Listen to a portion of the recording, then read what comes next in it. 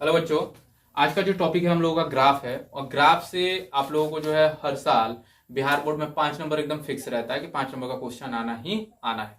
लेकिन उससे हटके कुछ क्वेश्चन है, जैसे मान लीजिए कि निर्देशांक के बारे में पूछता है कि भुज क्या है, कोटि क्या है, या फिर आपको दे देता है कि निर्देशांक दे देगा एक, और निर्देशांक में आपको बताना है कि कौन से पाद में स्थित है। ठीक है, यानी कुल मिला के आपको देखिए यहाँ पे बोर्ड पे लिखा हुआ है कि 5 से 10 नंबर जो है कंफर्म है इस चैप्टर से।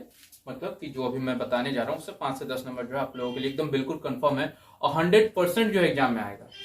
ठीक है, हाँ हो सकता है कि डिजिट चेंज कर दे, बाकी मेथड आप लोगों के लिए जो है वो सेम रहेगा और उसी मेथड से आप लोगों को क्वेश्चन भी क्या करना है, सॉल्व करना है। तो चलिए देखते हैं कौन सा क्वेश्चन है और मतलब कि जो टॉपिक है, टॉपिक से क्या क्या पूछ सकता है आप लोगों को। तो सबसे पहला चीज देखिए, हर बार एग्जाम में पूछता है कि भुज किसे कहते हैं। भुज के बारे में पूछ देता है आपसे, कोटि, उसके बाद मूल बिंदु, और एक चौथा चीज आप लोगों से पूछता है कि पाद के बारे में पूछता है। ठीक है ना, या फिर किसको कहते हैं, चतुर्थांश, पाद या चतुर्थांश। तो ये जो है आप लोगों को ऑब्जेक्टिव में पूछ सकता है। तो ऑब्जेक्टिव में आप ही देख लीजिए कि या तो आपको भुज पूछेगा, मूल बिंदु तो फिक्स है कि मूल बिंदु पूछेगा ही, और एक चतुर्थांश वाला जो है ये भी फिक्स है, यानी एक एक 2 नंबर, और इन दोनों में से एक पूछ सकता है, या हो सकता है कि दोनों दे दे। तो 4 नंबर तो ये हो गया, 5 नंबर का आपका ग्राफ। कुल मिलाकर 9 नंबर जो है आप लोगों का ग्राफ से संबंधित रहेगा। ठीक है, तो पहला चीज कि भुज किसे कहते हैं। देखिए भुज में जो क्वेश्चन है आप लोगों को किस तरीके से पूछ सकता है। पहला चीज आप लोगों को अगर जो कहा जाए कि भुज किसे कहते हैं, तो एक शख्स जो है, एक शख्स को ही क्या कहा जाता है, भुज कहा जाता है। भुज एक शख्स को कहा जाता है। किसको? एक शख्स को। एक शख्स को हम क्या कहते हैं, भुज कहते हैं। कोटि की अगर हम बात करें तो वाई अक्ष को जो है कोटि कहा जाता है। वाई अक्ष को कोटि कहा जाता है। अब देखिए, अगर जो हम कहें कि एक शख्स की अगर परिभाषा पूछे तो वो होगा मूल बिंदु से एक्स निर्देशांक के बीच की दूरी। मूल बिंदु से एक्स निर्देशांक यानी यहां से यहां तक की कोई भी एक आपको पॉइंट दे दे, तो इसे हम क्या कहेंगे, अक्ष कहेंगे। इसे क्या कहेंगे, अक्ष। और अगर मान लीजिए कि कोटि कहते हैं, एक शख्स कहेंगे, और अगर कोटि के बारे में पूछता है तो मूल बिंदु से वाई अक्ष के बीच की दूरी, मूल बिंदु से वाई निर्देशांक जो है इसमें, या फिर आप वाई अक्ष ले लीजिए, तो वाई अक्ष पे जो भी आपका मूल निर्देशांक है उसको हम क्या कहेंगे, कोटि कहते हैं। कहते हैं कोटि। और मूल बिंदु की अगर हम बात करें, किस चीज की, मूल बिंदु, तो मूल बिंदु हमेशा जो है आपका 0 0 रहता है। मूल बिंदु ये होता है हमेशा आपका 0 0। ठीक है, तो ये तो मतलब एकदम 100% है कि एग्जाम में ये तीनों चीज आपको आएगा ही आएगा। चौथी चीज है चतुर्थांश के बारे में अगर पूछे, तो चतुर्थांश की अगर हम बात करें तो देखिए ये एक शख्स है, इसको हम क्या कहते हैं, भुज कहते हैं, इसको कोटि कहते हैं। ठीक है, अब एक चीज ध्यान दीजिए कि जो आपका दाएं साइड है, ठीक है ना, ये क्या है आपका दाएं साइड, तो दाएं साइड वाला जो होगा वो हमेशा क्या होगा, पॉजिटिव होगा। दाएं साइड वाला एक शख्स किसमें होगा, पॉजिटिव होगा, बाएं साइड वाला माइनस। ऊपर की तरफ जो वाई का मान रहेगा वो होगा प्लस, नीचे जो होगा वो माइनस हो जाएगा। ठीक है, तो अगर अब हम प्रथम अक्ष की बात करें तो प्रथम अक्ष यहां से, अगर ये फर्स्ट है, ये आपका सेकेंड, थर्ड, और ये आपका फोर्थ। ठीक है, तो अब इसमें देख लेते हैं कि फर्स्ट क्वाड्रेंट में कौन सा साइन होता है, सेकंड में कौन सा होता है, थर्ड में कौन सा, और फोर्थ में कौन सा होता है। तो फर्स्ट की अगर बात करें तो कभी भी निर्देशांक, एक चीज आप लोग याद रखना कि निर्देशांक लिखने के लिए कभी भी पहले एक्स को फिर उसके बाद वाई को ही लिखा जाता है। एक्स कॉमा वाई जो है इसी को हम क्या कहते हैं, निर्देशांक कहते हैं। भर दो, एक्स कॉमा वाई को ही क्या कहते हैं हम, निर्देशांक कहते हैं। तो फर्स्ट क्वाड्रेंट की अगर हम बात करें तो फर्स्ट क्वाड्रेंट में क्या होगा कि देखिए एक्स भी जो है आपका प्लस है और वाई भी प्लस है, यानी फर्स्ट क्वाड्रेंट यानी प्रथम घर में अगर कोई भी वैल्यू आएगा तो हमेशा क्या होगा, प्लस और प्लस होगा। दूसरी चीज, अगर हम सेकंड क्वाड्रेंट की बात करें यानी द्वितीय चतुर्थांश का, तो द्वितीय चतुर्थांश में क्या होगा, पहला एक्स का मान जो है माइनस है आपका, और सेकंड वाई का मान जो है प्लस है, यानी पहला मान माइनस और दूसरा प्लस होगा। थर्ड क्वाड्रेंट है तो पहला भी माइनस और दूसरा भी माइनस, ये हो जाएगा आपका माइनस कॉमा माइनस। फोर्थ में एक्स का मान जो है पॉजिटिव होगा और वाई का मान नेगेटिव होगा।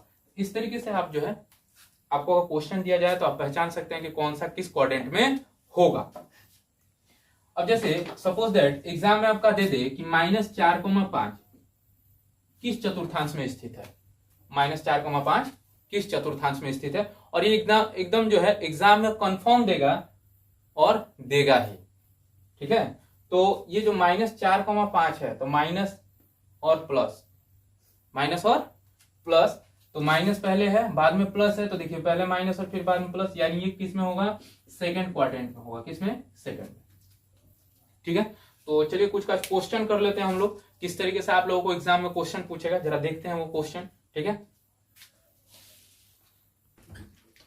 देखिए कुछ क्वेश्चन है जो कि आप लोगों का बोर्ड में इसी प्रकार से पूछा जाएगा, ठीक है ना।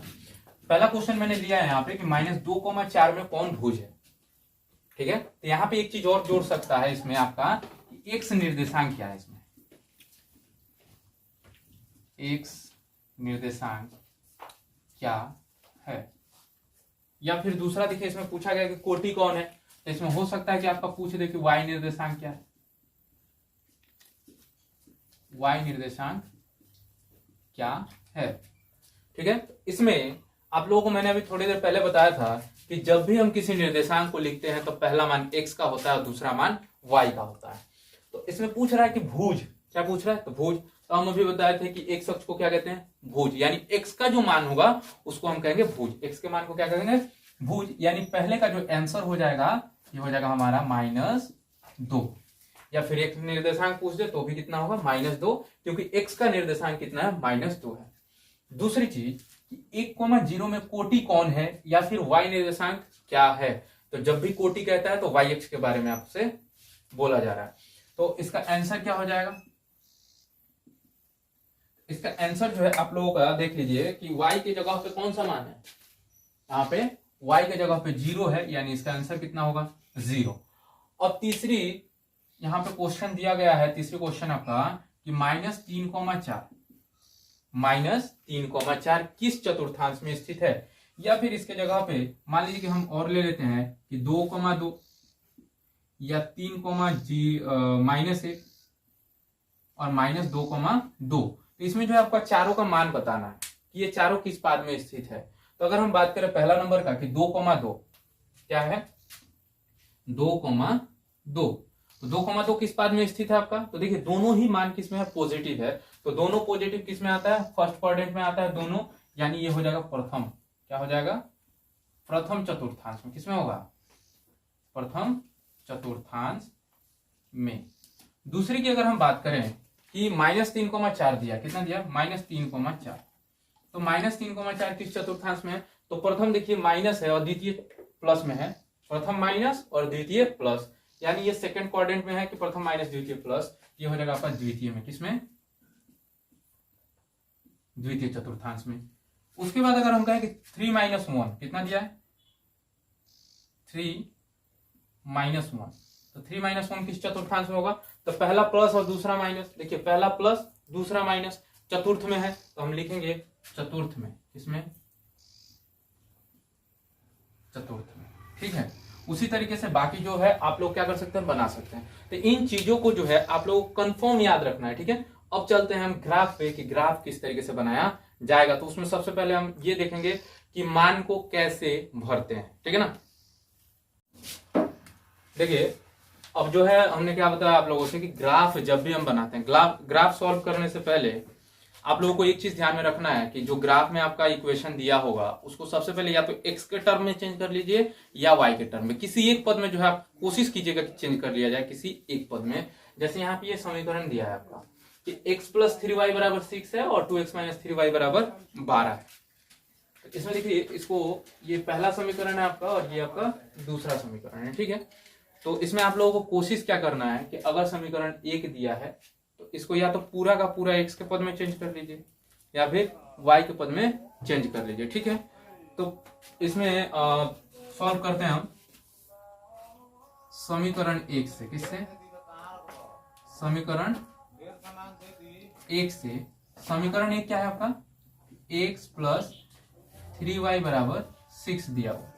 तो अभी मैंने क्या बताया आपको कि किसी एक टर्म में चेंज कर लेना है, या तो x के टर्म में या y। हम इसको x के टर्म में अगर चेंज करेंगे तो x = 6 माइनस कितना हो जाएगा, 3y हो जाएगा। अब अगर हम यहाँ पे y का मान रखते हैं, y का मान, तो हमारा x का मान निकल जाएगा आसानी से। तो y का मान जो है आप अपने इच्छा अनुसार कुछ भी ले सकते हैं, 0 से लेके अनंत तक कोई भी एक संख्या को आप y का मान रख सकते हैं। तो यहाँ पे मैंने मान लिया कि y बराबर कितना है कि 0 है, y बराबर 0। तो x का मान कितना हो जाएगा अगर y का मान 0 रखते हैं हम तो x बराबर हो जाएगा ये आपका 6 माइनस 3 इंटू 0 इक्वल हो जाएगा 6, क्योंकि 3 में 0 से गुणा कर दीजिएगा तो 0 होगा, और 6 में से 0 माइनस कीजिएगा तो 6, यानी x का मान कितना आ गया 6। कब? जब हमने रखा x का y का मान 0, तो x का मान कितना आ गया 6 आ गया। इसको आप लोगों को इस तरीके से नहीं लिखना है, ऐसे ही आप समझ लीजिए। दूसरा चीज, अब y का मान अगर हम यहाँ पे 1 रखते हैं, कितना y बराबर 1 रखें तब क्या होगा? तो x का मान जो होगा देखिए कितना आता है कि x बराबर 6 और minus 3 into 1 is equal to कितना होगा 3 हो जाएगा। ठीक है, जब हमने y बराबर 1 रखा तो x का मान कितना आया 3 आ गया। अब इसका एक सारणी बना लीजिए आप।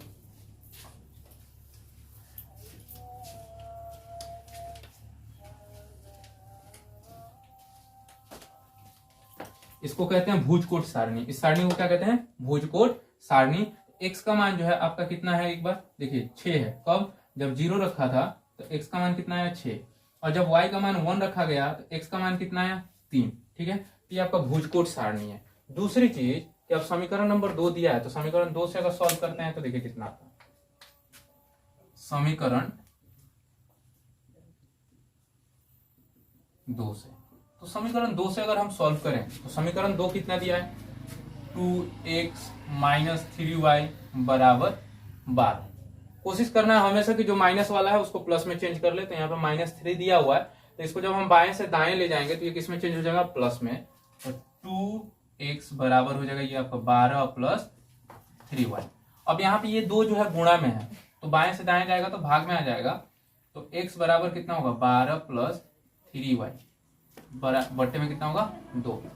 अब देखिए यहाँ पे जो y का आपका मान रखना है, तो सबसे बड़ी चीज क्या है कि y का जब भी मान रखेंगे तो ऐसा मान रखना है ताकि वो 2 से क्या हो गुणा भाग करने पे कट जाए। तो x का पहला मान हम यहाँ पे 0 रखते हैं। x का पहला मान कितना रखें? 0। x का पहला मान अगर 0 रखेंगे तो x बराबर कितना हो जाएगा 12 प्लस 3 इंटू 0 बट्टे कितना होगा 2। तो x बराबर कितना हो जाएगा 12, और 3 में अगर 0 से गुणा करेंगे तो 0 होगा। तो 12 प्लस 0 बराबर 12 और बट्टे 2 कट के कितना आ जाएगा 6। दूसरा मान अगर हम बात करें x का, अब यहाँ पे देखिए सॉरी यहाँ पे y का मान रखना था हमें, y बराबर कितना रखना था 0।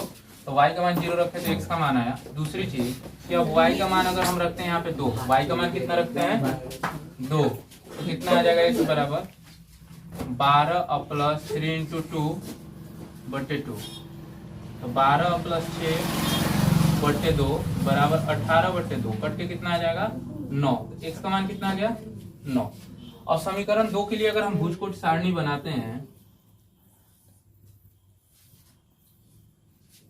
ये हो गया x, ये हो गया y। तो y का मान जब हमने 0 रखा तो x का मान कितना प्राप्त हुआ 6, और जब y का मान हमने रखा 2 तो x का मान कितना आया 9।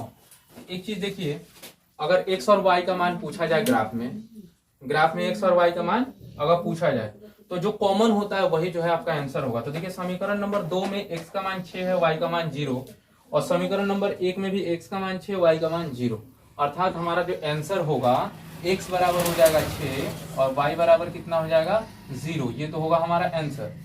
लेकिन ग्राफीय विधि से अगर कहें निकालने के लिए, ठीक है ना, तो हम क्या करेंगे समीकरण 1 और समीकरण 2 का ग्राफ खींचेंगे। तो समीकरण 1 के लिए अगर हम ग्राफ खींचे तो पहला x का मान 6 y का मान 0। ठीक है, अगर कोई भी एक मान 0 हो जाए, चाहे x का चाहे y का मान अगर कोई भी 0 होता है, तो डायरेक्ट आप उसी बिंदु पे निर्देशांक को भरिए जिस बिंदु पे क्या है, जिस बिंदु का मान दिया हुआ है। जैसे x का मान 6 दिया है और y का मान यहाँ पे कितना है 0 है, यानी अब आपको डायरेक्ट इस रेखा को कहाँ लेके जाना है x पे। x का पॉजिटिव 6 कहाँ पे है, ये रहा इस बिंदु, इसका नाम दे दीजिए a और यहाँ पे लिख दीजिए 6,0।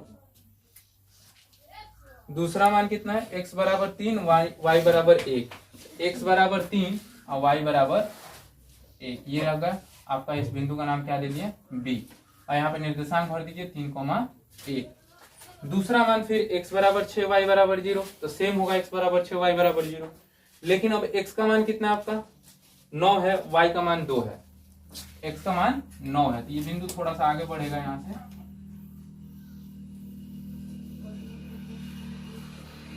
8 और ये 9 कर देते हैं। x का मान 9, y का मान 2, तो x का मान ये 9 है और y का मान 2, तो पॉजिटिव में है तो यहाँ पे आ जाएगा ये। ठीक है, इस बिंदु का मान हमने मान लिया कि ये C है और यहाँ पे लिख देते हैं 9,2। अब क्या करना है आपको कि सिर्फ ग्राफ के जो आपने ग्राफ खींचा ग्राफ को मिला देना है। जैसे पहला नंबर अगर हम बात करें, सबसे बड़ा ग्राफ स्टिक हमारे ही पास है,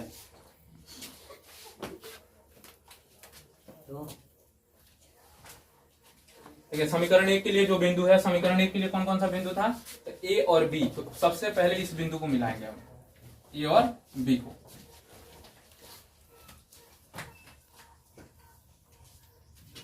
ये मिल गया, मिलाने के बाद यहाँ पे हम लिख देंगे समीकरण नंबर 1, समीकरण 1।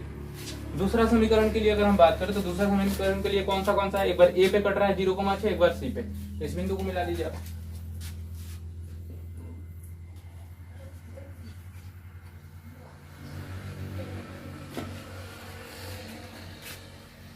इसको हम यहाँ पे लिख देते हैं समीकरण नंबर 2। ठीक है, और ये जो कटान बिंदु है इसको हमने मान लिया कि ये क्या, चूंकि पहले से ये ए है तो किस बिंदु पे कट रहा है, तो 6,0 पे कट रहा है ना। दोनों रेखाएं 6,0 पे कट रही हैं, इसीलिए x बराबर कितना हो जाएगा आपका 6 और y बराबर 0। यही जो है आपका आंसर होगा। पहले भी मैंने यहाँ पे लिख चुका था ये आंसर। तो इसी तरीके से जो है ग्राफ को भी क्या करना है आप लोगों को सॉल्व करना है। अब दूसरा नंबर ग्राफ देखते हैं किस तरीके से बनेगा।